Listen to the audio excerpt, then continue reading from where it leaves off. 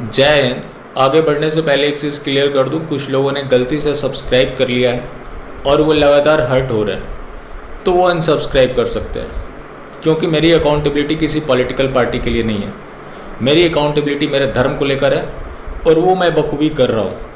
रही बात राष्ट्र की, तो वो मेरे धर्म से ही उसकी परिकल्पना होती है।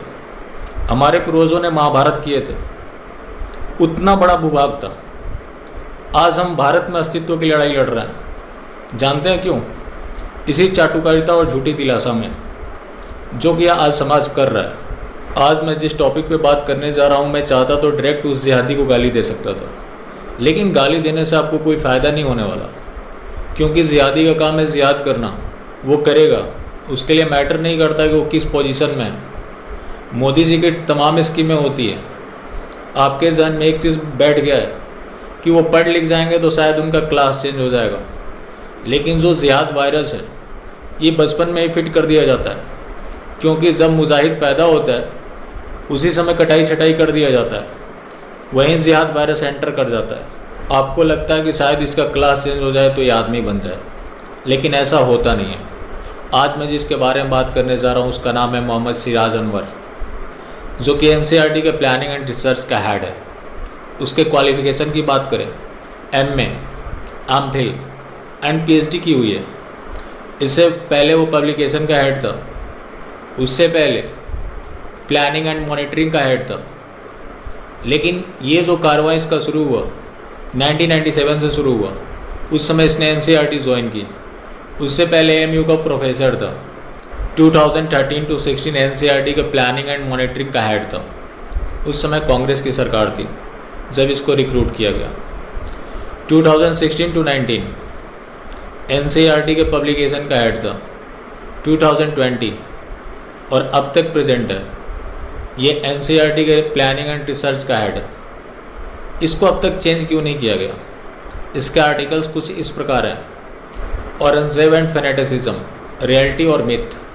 जिस औरंगजेब ने करोड़ों लोगों का धर्म परिवर्तन कराया, करोड़ों लोगों की हत्याएं करवाई, हजारों मंदिरें तुड़वाई, उस औरंगजेब को यह महिमा मंडित करता है, लेकिन आज भी अपने पोजीशन पे बना हुआ है और प्रमोशन के साथ। किसकी सरकार है?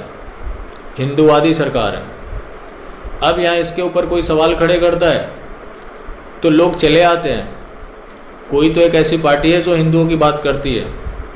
खोखली बातें करने से कोई फ़ायदे नहीं होते, अक्सर नुकसान ही होते हैं, जिसका नुकसान हिंदू समाज उठा रहा है। ऊपर से ये लोग ट्रेंड कर रहे हैं, क्लीन एनसीईआरटी।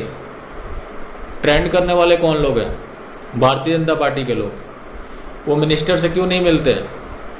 वही मिनिस्टर बोलते हैं कि मुझे गर्व है कि हमने एक कोमा तक भी चेंज नहीं किया। फिर ये करने की रिस्पॉन्सिबिलिटी किसकी थी?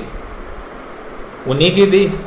वही लोग आज ट्रेंड कर रहे हैं। ऊपर से सवाल खड़े करने पे तो लोग क्या कहते हैं कि ये टूल किट का हिस्सा है। मैंने टूल किट को प्रॉपर एक्सप्लेन किया था। मैंने ये भी बताया था कि उसके ऊपर कोई कार्रवाई नहीं होगी। बीजेपी ने अब तक कोई एफआईआर दर्ज कराया? नहीं कराया।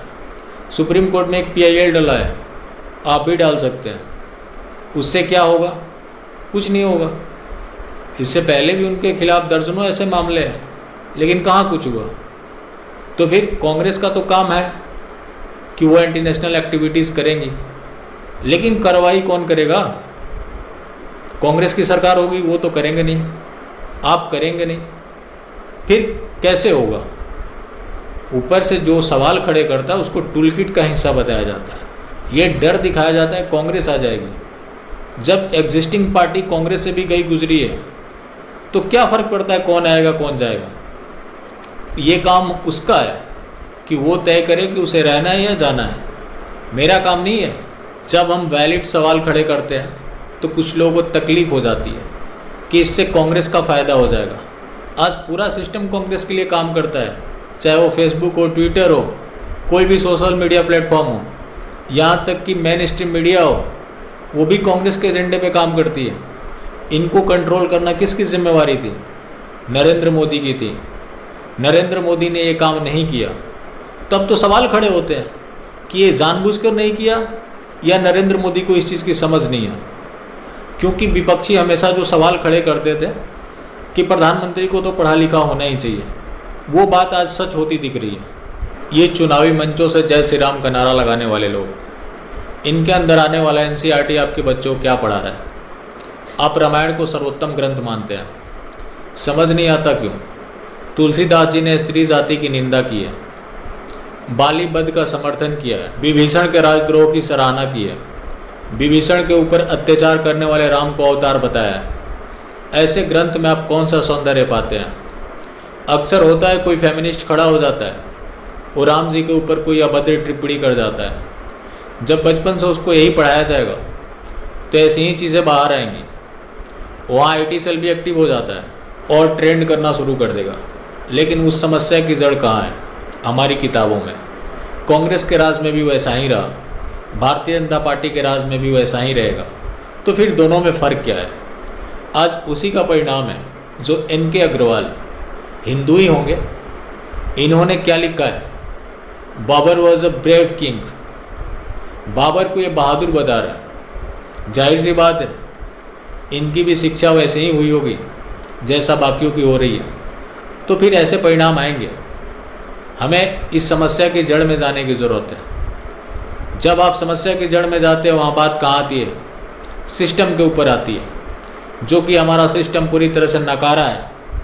उसको हर बात के लिए कांग्रेस और अपोजिशन पार्टी से अप्रूवल चाहिए। उसको ये बताते हुए खुशी होती है कि हमने कुछ भी बदलाव नहीं किया है। फिर ये बदलाव करेगा कौन? और जब बदलाव नहीं हो सकता तो उसका रोना क्यों रोना?